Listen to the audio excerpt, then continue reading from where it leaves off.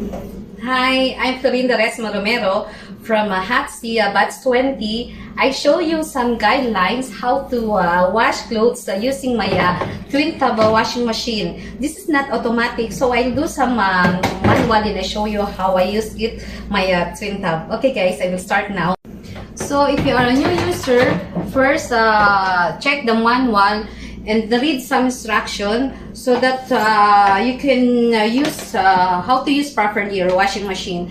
And then also we need to check if your washing machine is 110 voltage or 222 voltage, kung compatible siya sa current na nasa bahay nyo. So also this is very important. We need also to check the wire o kung meron siyang some damages. But if you check all it is okay, so we need to start and then plug in.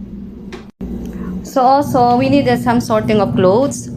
We need to separate the white clothes to the color clothes. Para makaiwas ho tayo na may mga damit na color fast. So makaiwas po tayo na mahawa po yung kulay doon po sa puting damit na lalaban po natin. So this is the white clothes and this is the color clothes.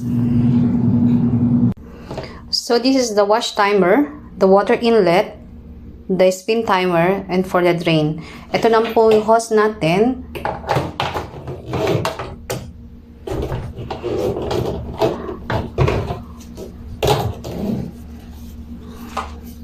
So I'm only use warm water.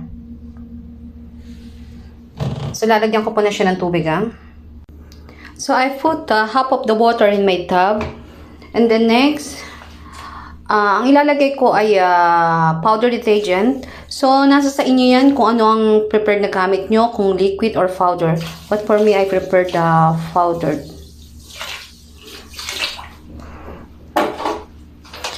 Then i-mix muna natin siya. Yung powder din sa loob.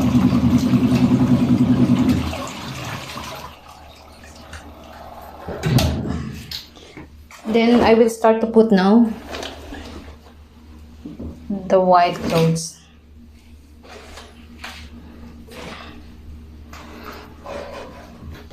So I will start now to wash my clothes.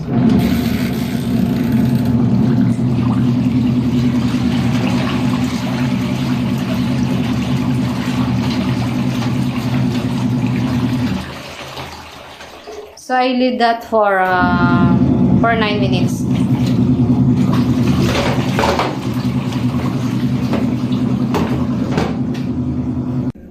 So it's done. And this is the spin dryer. So I need to remove the clothes inside and I transfer here in the spin dryer.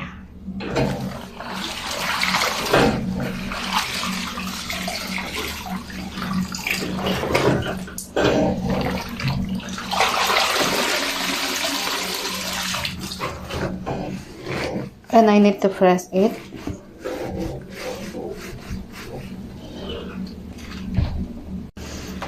So I need to spin this first para matanggal yung mga yung mga bula niya coming from the powder detergent. So maybe I put only for 2. So after 2 minutes, tapos na po siya. So I need to rinse it na. This is the water inlet. So I need to change it para yung tubig niya papunta siya dun sa may sa may spinner niya.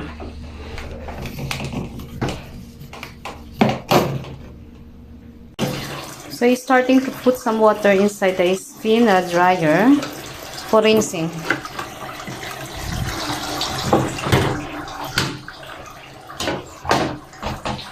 So maybe I put this until 5.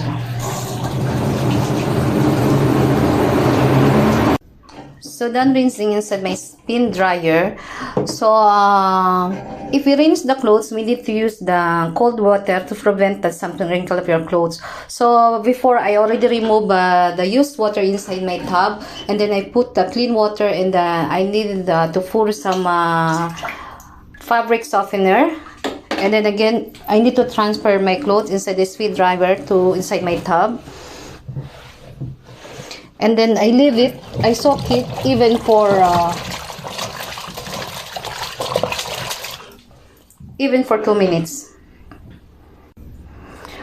After 2 minutes, again, I need to remove my clothes inside the tub and I transfer it again inside my spin dryer.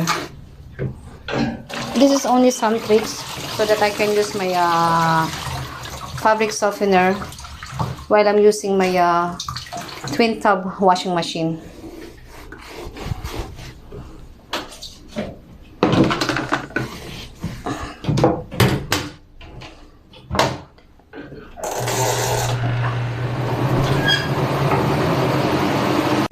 So done.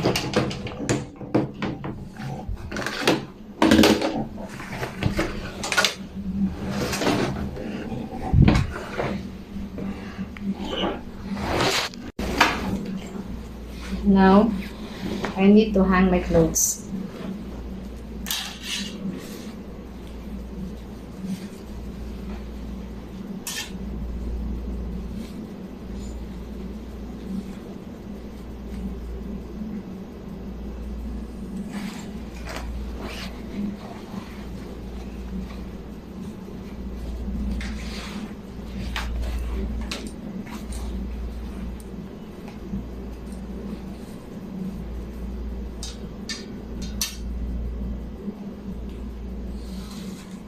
After we use, we need to clean it.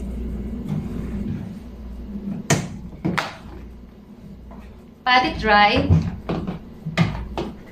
and keep the cover up so that it will totally dry inside your tub. So this is the simple way how I use my twin tub washing machine inside my home. Thank you guys.